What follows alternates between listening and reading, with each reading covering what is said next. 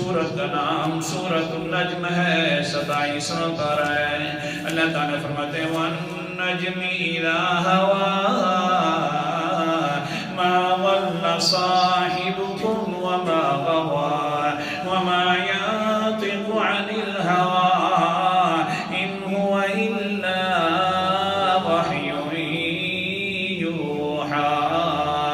مجھے قسم ہے ستارے کی جب غروب ہو جاتا ہے، آگے فرمایا ما ضل صاحبکم وما غویٰ، تمہارا ساتھی کبھی نہیں پھسلا پیغمبر علیہ السلام، وما غویٰ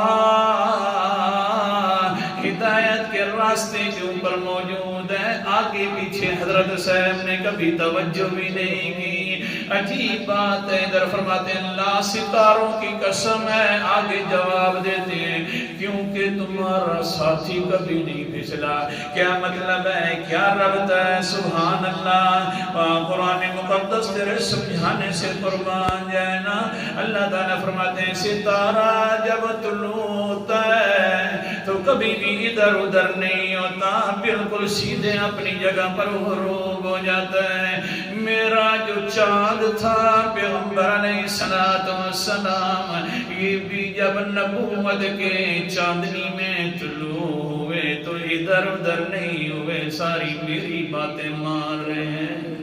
اللہ ستارے جب میرے حکم کے پابند ہیں تو پیغمبر بھی چاند میرے حکم کا پابند ہے۔